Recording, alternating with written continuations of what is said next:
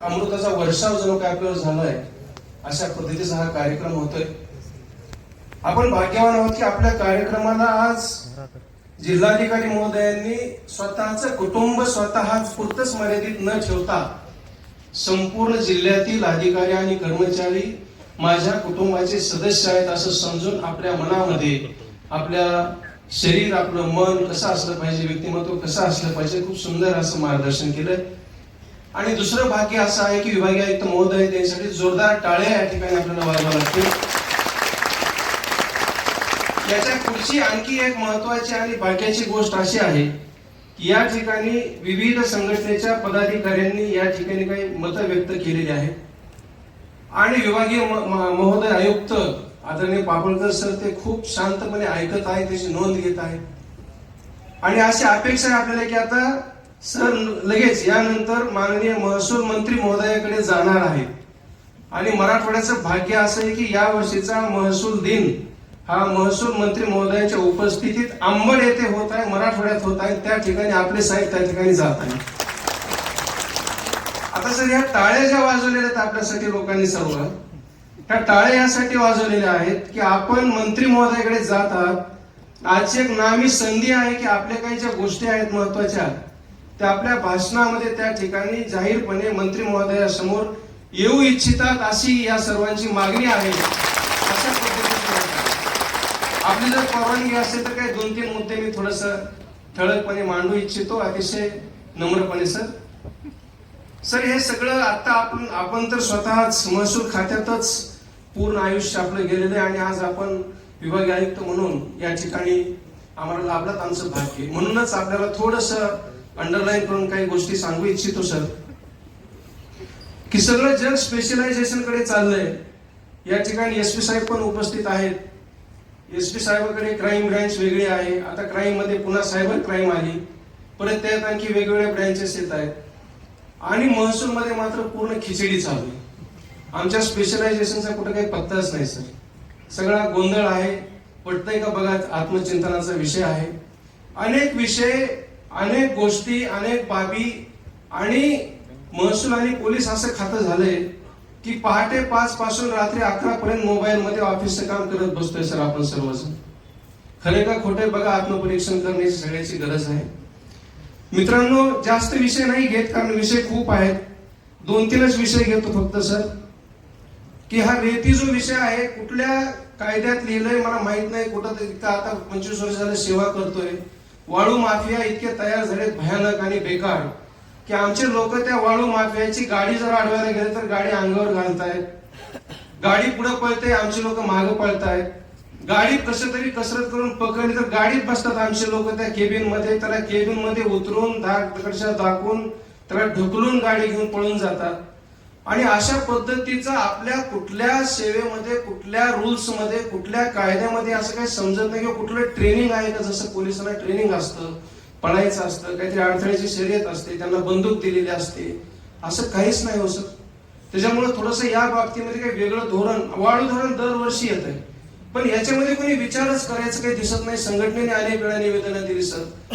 बळी गेले, तहसीलदार आहेत, नायब तहसीलदार, आमचे मंडळ अधिकारी, तलाठी बळी गेले, व्यंग झाले, अपंग झाले. इतकी भयानक परिस्थिती दहशतीमध्ये आहेत. रात्री 12ला फोन येतो, साहेब वाळूची चोरी चालू आहे. आम्ही पथक पाठवतो, आम्ही स्वतः जातो. रात्री 12ला मुलाबाळातून उठून जायचं आणि तिथे जीवाला धोका पत्करून गाडी पकडायची. कुठल्या लँड रेव्हन्यू कोड मध्ये लिहिलंय मला तर काही आठवत नाही.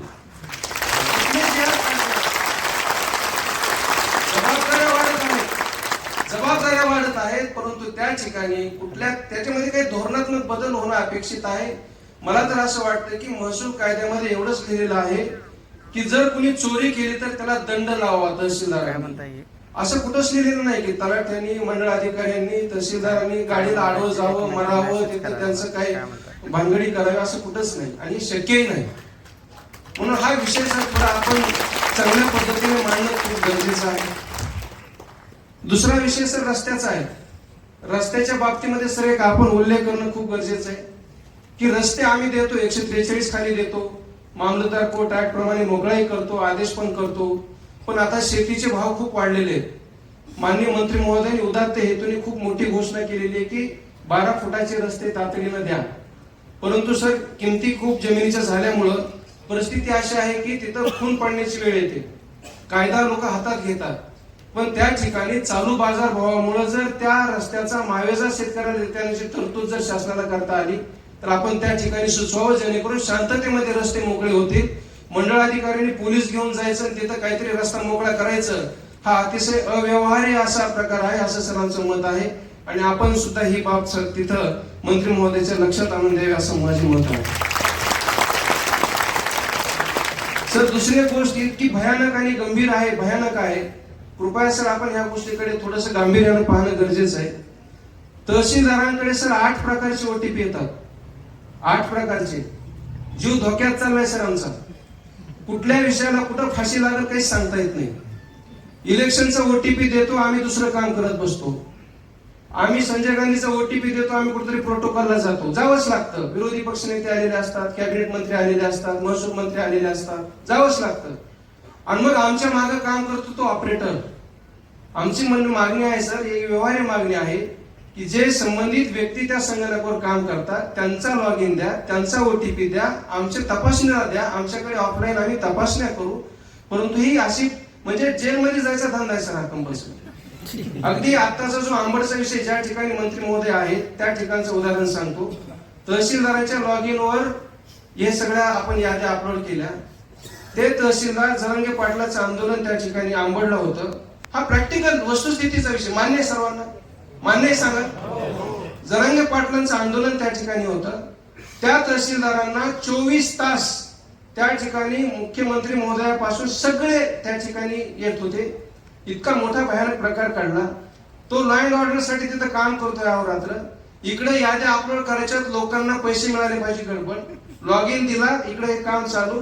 आज त्याच्यावरती मंत्री महोदयांनी घोषणा केलेली आहे की तलाठ्यापासून तहसीलदारपर्यंत सगळ्यावर गुन्हे दाखल झाले. साहेब आमची एक विनंती आहे त्या ठिकाणी आमच्या सर्वांच्या वतीनं कळकळीनं एवढं तिथं मंत्री महोदयांना विनंती करावी की कुठलाही विषय असो सभागृहामध्ये डायरेक्ट निलंबित करा अशी घोषणा न करता सखोल चौकशी करू.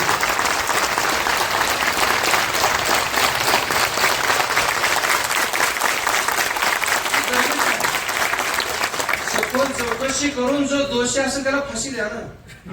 दोषी आहे तर शोधा अगोदर.